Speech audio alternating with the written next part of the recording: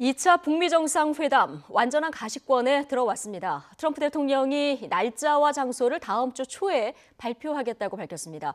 북미 정상회담의 세부 사항을 조율하기 위한 실무회담도 급물살을 타고 있는데요. 워싱턴 특파원 연결해 보겠습니다. 자, 김희준 특파원 나와 있죠? 네, 워싱턴입니다. 네. 자, 2차 북미 정상회담의 정확한 날짜와 장소 이제 다음 주 초면 알게 되는 거겠군요. 그렇습니다. 트럼프 대통령이 2차 북미 정상회담의 날짜와 장소를 다음 주 초에 발표하겠다고 예고했습니다. 백악관에서 기자들과 만났을 때 북한과 정상회담 날짜와 장소를 합의했느냐는 질문이 나오자 그렇다면서 내놓은 말입니다. 또 2차 북미 정상회담의 장소는 대부분 알 것이라며 대단한 비밀도 아니라고 말했습니다. 직접 들어보시겠습니다. Yeah, we're going to very soon. We're going to announce it pretty soon. We'll be announcing it early next week. Going to a certain location. I think most of you know where the location is. I don't think it's any great secret, but we'll be announcing the location and the date, the exact date. It'll be the end of February. 트럼프 대통령의 이 같은 언급으로 미뤄 2차 북미 정상회담의 세부 사항은 사실상 확정이 됐고 공식 발표만 남은 것으로 보입니다. 네, 여러분 대부분이 아는 장소다라고 하면은 베트남을 말하는 겁니까? 네, 그런 관측이 나옵니다. 2차 북미 정상회담의 장소로 그동안 가장 유력하게 거론되어 온 곳이 베트남이죠. 북한과 미국 모두 수교 관계를 맺고 있고 또 북미 간 70년 적대 관계를 청산할 수 있는 좋은 모델로 꼽히기 때문입니다. 베트남은 미국과 적대 국가였지만 미군유해 송환 등으로 신뢰를 구축하며 1995년 수교를 맺었고 이후 놀라운 경제 성장을 일으켜왔습니다. 2차 정상회담 후보지로 베트남의 수도 하노이와 휴양지 다낭 등이 거론돼 왔는데 과연 이 가운데 낙점이 된 것인지 주목됩니다. 폼페이오 국무장관도 어제 언론 인터뷰에서 북미 정상회담을 2월 말 아시아에서 열 것이라며 이미 준비팀을 파견했다고 밝힌 바 있습니다. 네. 자, 정상회담으로 가는 길목, 북미 실무 협상도 지금 속도를 내고 있는 상황이죠. 네, 비건 국무부 대북정책특별대표가 오는 3일, 그러니까 모레 한국을 방문합니다. 지난주 스웨덴에서 남북미 실무 접촉을 벌인 뒤 2주 만입니다.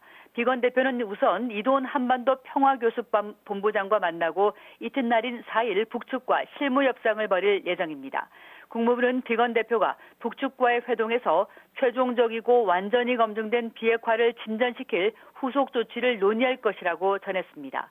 비건 대표의 새로운 상대역인 김혁철 전 스페인 북한 대사와의 본격적인 첫 회동에 관심이 쏠립니다. 양측은 판문점에서 만나 정상회담의 의제와 실행 계획을 본격 조율할 것으로 보입니다.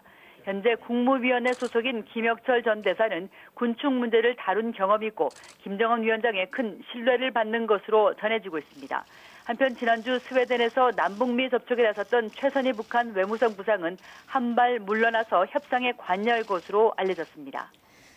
네, 북미의 실무 협상을 앞두고 비건 특별대표 북한의 핵미사일 신고를 요구했군요.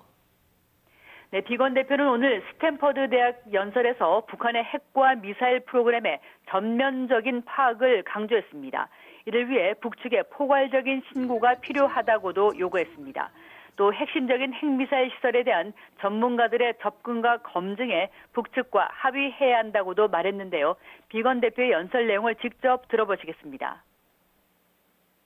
We must also have a complete understanding of the full extent of the North Korean weapons of mass destruction and missile programs.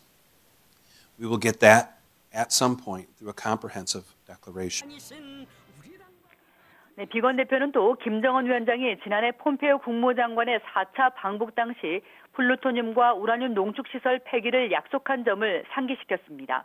이와 함께 선 비핵화 후 제재 완화 입장을 강조하는 한편 트럼프 대통령이 종전을 준비하고 있고 비핵화에 상응하는 대규모 경제 지원이 있을 것이라는 당근도 재차 제시했습니다.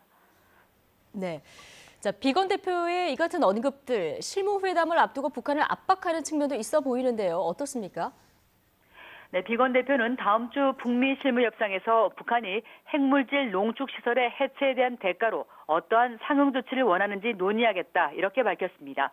그러면서 김 위원장의 핵시설 폐기 약속을 거론하고 또 핵신고를 요구한 것은 북한의 진전된 비핵화 조치를 끌어내려는 압박으로 풀이됩니다.